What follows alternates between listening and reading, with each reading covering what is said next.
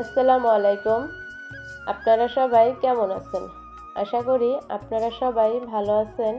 প্রতিদিনের মতো আরও একটা ভিডিও নিয়ে আপনাদের মাঝে চলে আসলাম।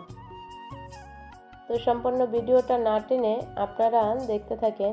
তো এখানে আমি আজকে বিকেলে নুডলস রান্না করছি, তাই আপনাদের মাঝে শেয়ার করলাম। যেহেতু আমাদের বাড়িতে এখন প্রচুর পরিমাণে মেহমান চলে এসেছে, যার কারণে আজকে বিকেলের নাস্তা দিয়েছি নুডলস রান্না করে।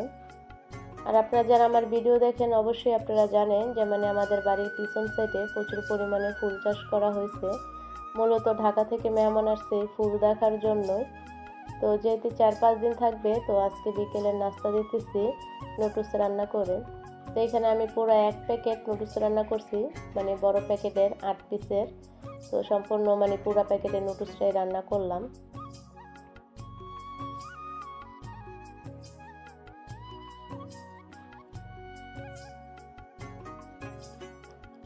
তো যেহেতু আমি নুডলসটা রান্না করতেছি, আর আমি নুডলস রান্না করলে সব কিছু একদম তেলে ভেজে তারপরে রান্না করি।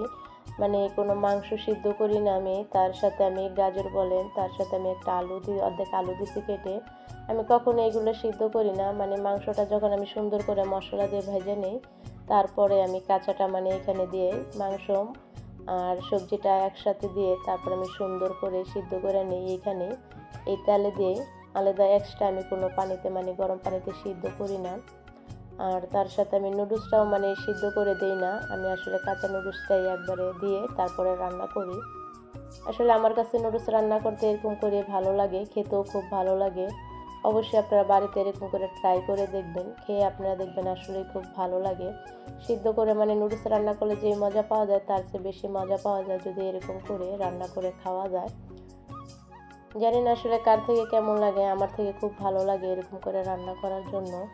আর যেহেতু আমি 8 প্যাকেট নুডলস রান্না করতেছি, মুরগির মাংস দিতেছি, তার সাথে আমি 3টা ডিম ব্যবহার করছি।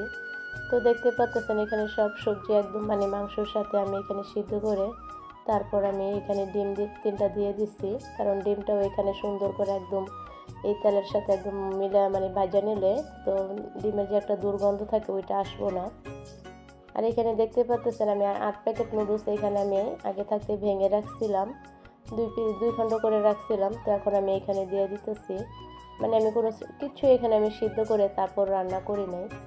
আমি আবারও বলতেছি, অবশ্যই আপনারা এরকম করে খেয়ে দেখবেন। পানিটা আসলে পরিমাণ মতো দিবেন, দেখবেন এরকম করে খেতে খুব ভালো লাগে। বাচ্চারাও খুব তৃপ্তি মিলিয়ে তারপরে খাবে।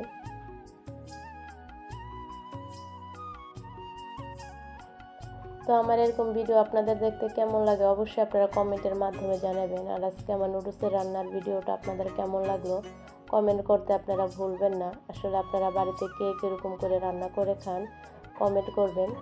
আর আপনাদের কাছে আমার একটাই অনুরোধ, আপনারা যারা আমার ভিডিও দেখবেন অবশ্যই আপনারা লাইক কমেন্ট করবেন। কারণ আপনারা ভিডিও দেখেন কিন্তু অথচ আপনারা কেউ লাইকও দেন না, কমেন্টও করেন না। আপনারা বেশি বেশি কমেন্ট করবেন আর অবশ্যই সাথে লাইক দিয়ে তারপর কমেন্ট করবেন। আর আপনারা যারা আমার চ্যানেলে নতুন আসবেন অবশ্যই আমার চ্যানেলটা সাবস্ক্রাইব করে আমার সাথেই থাকবেন। তো আপনারা সবাই ভালো থাকবেন, সুস্থ থাকবেন। আল্লাহ হাফেজ।